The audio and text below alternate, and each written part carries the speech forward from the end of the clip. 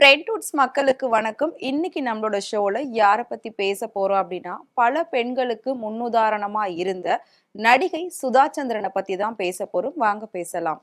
ரீசென்ட்டா அவங்களோட ஒரு வீடியோ பயங்கர வைரல் ஆச்சு. வைரல் ஆனது மட்டும் இல்லாம, அத பத்தி நெறைய விமர்சனங்களும் வந்தது. அதுக்கு முன்னாடி சுதா சந்திரன் யாரு அப்படிங்கிறது நம்ம எல்லாருக்குமே தெரியும்.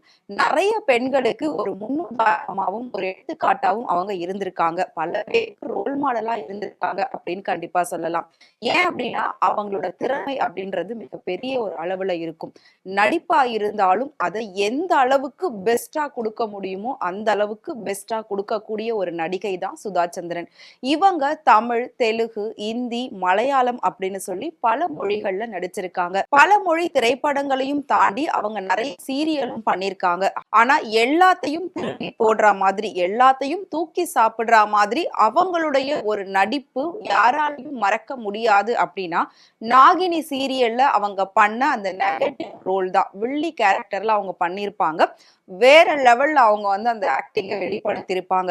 ஒரு அன்பான ஒரு நடிப்பா இருக்கட்டும், அதாவது ஒரு பாசிட்டிவான ரோலா இருந்தாலும் அத ரொம்பவே அழகா வெளிப்படுத்துவாங்க. இதே ஒரு வில்லி கதாபாத்திரமா இருந்தா அத அப்படியே ஆக்ரோஷமா வெளிப்படுத்துவாங்க. அவங்கள பார்த்தா நீயெல்லாம் ஒரு மனுஷியா அப்படின்னு திட்டணும்னு தோணும். அந்த அளவுக்கு அந்த கேரக்டர ரொம்பவே உன்னதமா பண்ணக்கூடிய ஒரு நடிகை தான் சுதா சந்திரன். இவங்க இதனால பல பெண்களுக்கு ரோல் மாடலா இருந்திருக்காங்க அப்படின்னா, இவங்க ஒவ்வொரு விஷயத்திலயும் பாத்தீங்கன்னா, நெறைய வந்து ஸ்ட்ரகிள் பண்ணி வந்திருக்காங்க. எந்த பெண்களுக்கும் நடக்காத பல பிரச்சனைகள் அவங்களோட வாழ்க்கையில நடந்ததா, அவங்க பல இன்டர்வியூலயும், பல ஸ்டேஜ்லயும் சொல்லியிருக்காங்க. படிப்பு அப்படின்ற ஒரு விஷயம் அவங்களுக்கு கம்மியா இருந்தாலும், அவங்களோட நடிப்பு திறமை, அனுபவம், அறிவு இது எல்லாமே பாத்தீங்கன்னா, அவங்கள இன்னைக்கு உச்சத்துல நிறுத்தியிருக்கு அப்படின்னு சொல்லலாம். பாலிவுட்ல மிகப்பெரிய ஒரு பெயரோட இருக்கக்கூடிய ஒரு நடிகை தான் சுதா சந்திரன். தமிழ்ல அவங்க பல படங்கள், பல நாடகங்கள் பண்ணியிருந்தாலும், நாகினி அப்படிங்கிற ஒரு சீரியல் தான் அவங்களுக்கு மிகப்பெரிய ஒரு டர்னிங் பாயிண்டா அமைஞ்சது. நடிப்பு மட்டும் தான் பெருசா பேசப்படுமா அப்படின்னு கேட்டா, கண்டிப்பா கிடையவே கிடையாது.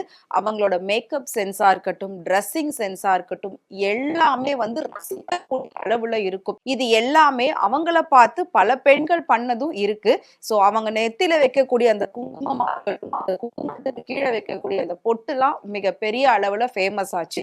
அவங்கள மாதிரியே பல பெண்கள் குங்குமம் வைக்கிறது, பொட்டு வைக்கிறது, சாரி கட்டுறது இந்த மாதிரி விஷயங்கள் எல்லாமே பண்ணிட்டு இருப்பாங்க. என்னதான் பேரு புகழ் இருந்தாலும் அவங்களோட வாழ்க்கையில மிகப்பெரிய ஒரு துயர சம்பவம் நடந்தது. 1982ல அவங்களுக்கு மிகப்பெரிய ஒரு விபத்து ஏற்பட்டது. அந்த விபத்துல அவங்களுடைய ஒரு கால் வந்து ஃபுல்லாவே போயிடுச்சு. அதுக்கப்புறமா இவங்க வாழ்க்கையில என்னடா நம்ம பண்ண போறோம் அப்படின்னு சொல்லி ரொம்பவே துவண்டு போயிருந்த நேரத்துல தன்னாலையும் எல்லாமே முடியும் அப்படின்னு சொல்லி அந்த ஒரு காலோடவே நிறைய விஷயங்கள் அவங்க ட்ரை பண்ணி ஃபெயிலியரும் ஆயிருக்கு.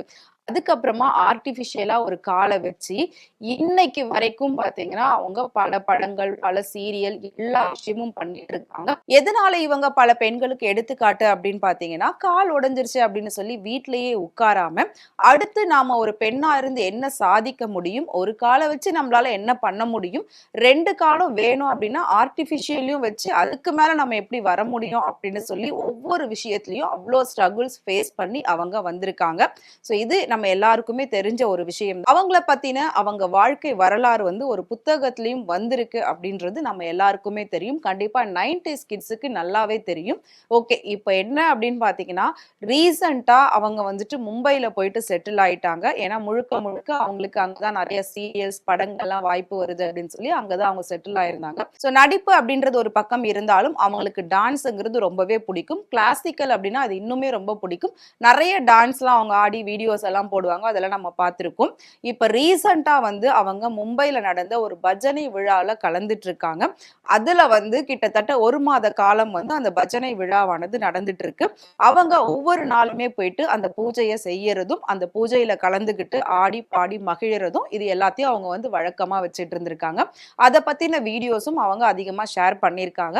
ஒவ்வொரு நாளும் நடக்கக்கூடிய பூஜையில ரொம்ப அமைதியா அவங்க வந்து டான்ஸ் பண்ற மாதிரியான வீடியோலாம் அவங்க வந்து ஷேர் பண்ணியிருந்தாங்க. அதெல்லாமே ரொம்ப வைரல் ஆச்சு. ஸோ ரசிகர்கள் இது எல்லாத்தையும் பார்த்து அவங்களுக்கு நிறைய வாழ்த்துக்களையும் நிறைய பாராட்டுக்களையும் சொல்லிட்டு இருந்தாங்க. திடீர்னு ஒரு நாள் நடந்த பூஜையில பாத்தீங்கன்னா அவங்க பயங்கரமா ஆக்ரோஷமா டான்ஸ் ஆடுற மாதிரி ஒரு வீடியோ வந்தது. ஸோ டான்ஸ் மட்டும் அவங்க ஆடுறது வைரல் ஆச்சா அப்படின்னு கேட்டா கண்டிப்பா கிடையாது.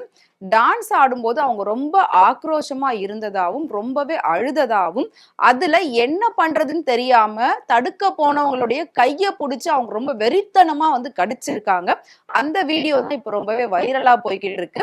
இதுல என்ன நடந்தது அப்படின்னா நான் சொன்ன மாதிரி அந்த பஜனையில வந்து அவங்க ரொம்ப ஆக்ரோஷமா டான்ஸ் பண்ணியிருக்காங்க. அப்ப ரொம்ப கோபத்தோடவும் இருந்திருக்காங்க. அவங்களோட முகம் பாக்குறப்போ சாமி வந்துருச்சு அப்படின்னு எல்லாரும் நினைச்சிருக்காங்க. உடனே போயிட்டு அவங்கள தடுக்கிறதுக்கு எல்லாருமே ட்ரை பண்ணிருக்காங்க.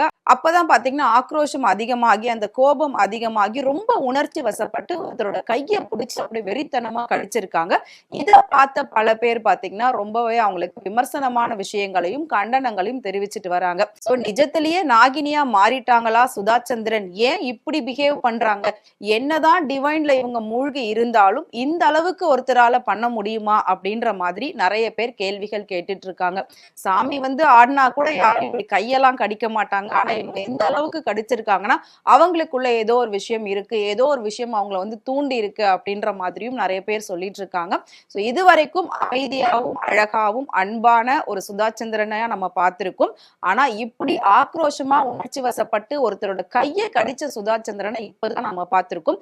இதனால என்ன சொல்றாங்க ரசிகர்கள் அப்படின்னா அவங்களுக்கு ஏதாவது மனநலம் பாதிக்கப்பட்டிருக்கான்னு பாருங்க அப்படின்னுமே சொல்லிட்டு இருக்காங்க.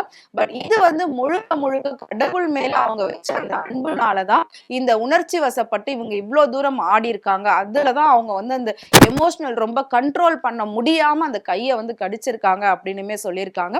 அது மட்டும் இல்லாம அவங்களோட முகத்துல ஒரு விதமான கோபம் அதிகமா தெரிஞ்சது அப்படின்னு சொல்லியிருக்காங்க. சோ இதுக்கு பின்னாடி உண்மையான காரணம் என்ன அப்படின்றது பல பேர் கேள்விகளும் கேட்டுட்டு இருக்காங்க. பல பேர் பலவிதமா இதை பத்தி பேசிட்டு இருக்காங்க. சோ சுதாச்சந்திரன் நிஜ நாகினியா மாறி ஒருத்தரோட கையை கடிச்சிட்டாங்களா அப்படின்னுமே எல்லாருமே விமர்சனம் பண்ணிக்கிட்டு வராங்க.